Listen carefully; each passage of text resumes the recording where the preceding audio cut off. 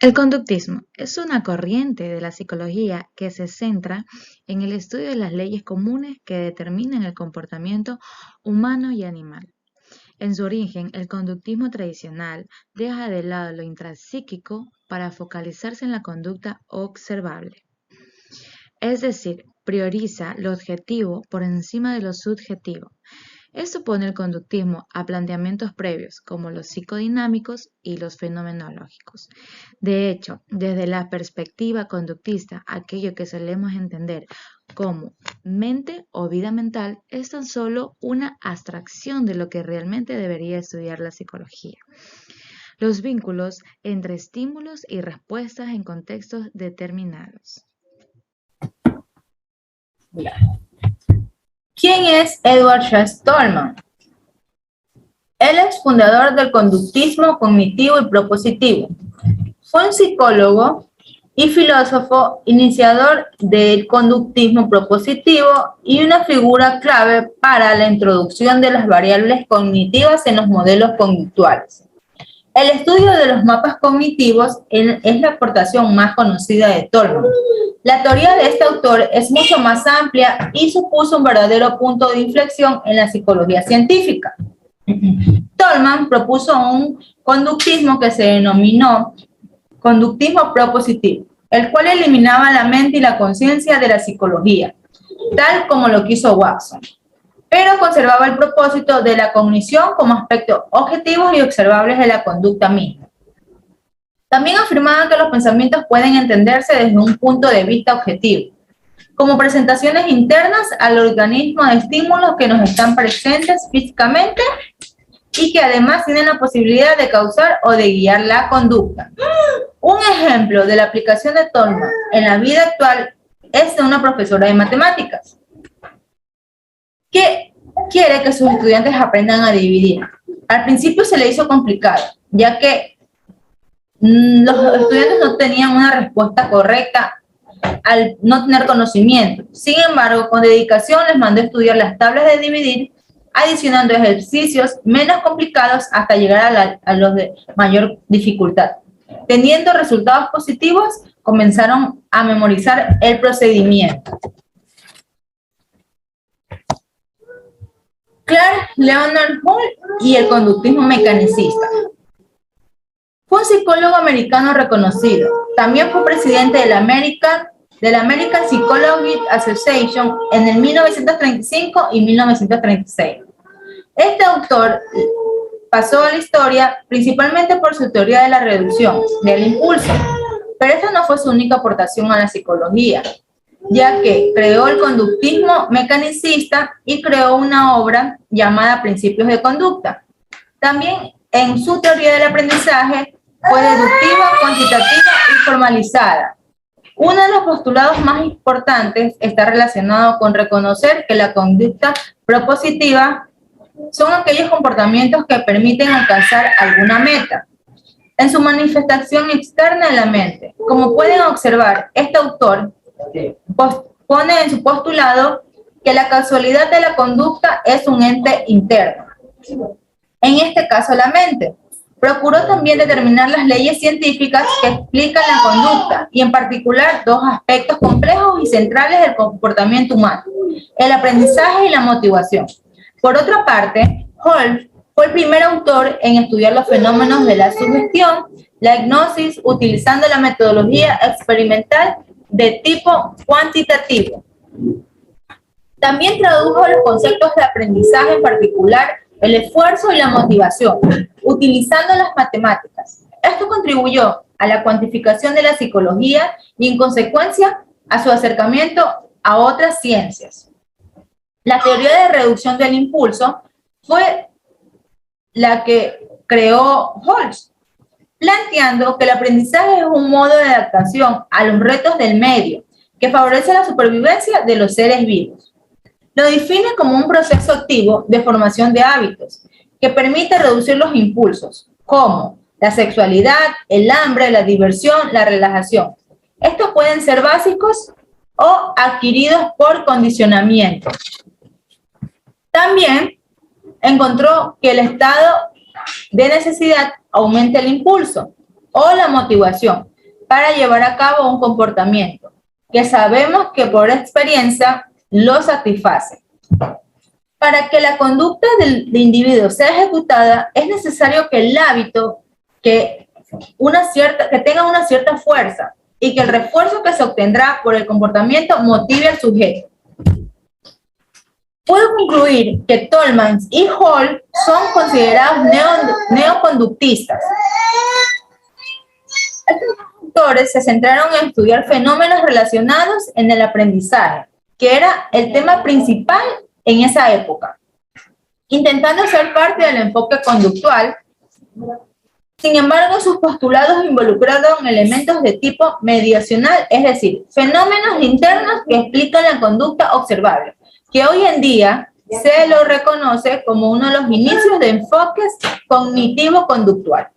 El conductismo radical Burgos-Skinner, el análisis experimental de la conducta. Burgos-Skinner desarrolló una teoría amplia tanto a nivel conceptual como metodológico y práctico, y en la actualidad se considera como uno de los exponentes más importantes del enfoque conductual. Para Skinner, el principal propósito de la ciencia era la predicción y el control. Así que, para que la psicología fuera considerada una disciplina científica, debía dar cuenta de cómo podemos hablar de los fenómenos psicológicos en términos de predicción y control. A partir de la experimentación, Skinner logró formular todos los conceptos explicativos del modelo conductual, es decir, utilizaba el método inductivo, el cual se basa en obtener primero datos empíricos para después derivar principios generales de las relaciones entre los eventos analizados. Además, para Skinner, ninguna conducta ocurre por casualidad o por azar. Todo lo que hacemos responde a variables ambientales que influyen en la forma como nos comportamos. El cognitivismo es una teoría psicológica cuyo objeto de estudio es cómo la mente interpreta, procesa y almacena la información en la memoria. Fundamentación teórica del cognitivismo, la teoría de la comunicación. La teoría de la comunicación surge después de la Segunda Guerra Mundial debido a la urgencia de transferir información codificada al máximo, para lo cual Claude Shannon, el cual es el hombre de la foto, creó la teoría matemática de la comunicación teniendo como meta identificar las formas de transmisión de la información más eficaces a través de medios como los circuitos telefónicos y las ondas de radio. La cibernética. Norbert Werner trabajó durante la Segunda Guerra Mundial en sistemas guiados para torpedos. Además, estableció la definición de la cibernética, que se puede decir como el estudio científico del control y la comunicación en animales y máquinas, lo cual analiza en términos de adquisición, uso, retención y transmisión de la información, caracterizando el comportamiento intencional como el ajuste inteligente de la conducta al contexto del ambiente. Fundamentación teórica del cognitivismo. El procesamiento de la información. El procesamiento de la información es un conjunto de modelos psicológicos que conciben al ser humano como un procesador activo de los estímulos que obtiene gracias a su entorno.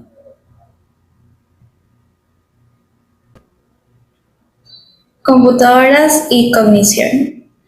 La computación cognitiva es en sí una nueva tecnología que se está utilizando para que las máquinas prácticamente puedan desarrollar procesos parecidos como a los pensamientos humanos que tenemos. Un ejemplo conciso que podemos decir fue el de la imagen que tenemos. Allen Newell y Herbert Simon que dieron a lugar una teoría modelo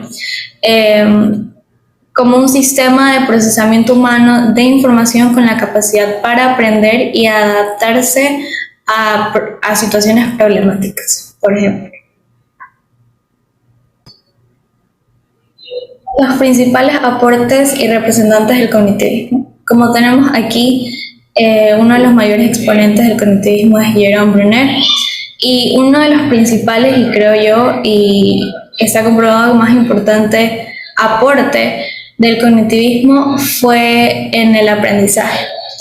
Uno de los mayores aportes del aprendizaje fue, ya que, por ejemplo, centrarse en enseñar a los estudiantes cómo aprender, en desarrollar procesos mentales complejos, o nuevos que faciliten nuevos aprendizajes, ya que no solo sea memorizarlo, sino que realmente entender y tener noción de lo que se está aprendiendo. Esto es uno de los grandes aportes que tiene el cognitivismo en este caso. Principales aportes y representantes del cognitivismo. Sus principales aportes han sido más que todo a la educación, sobre todo en el aspecto de enseñanza y aprendizaje. Ha logrado contribuir con capacidades especiales para el aprendizaje como lo es la memoria y el razonamiento.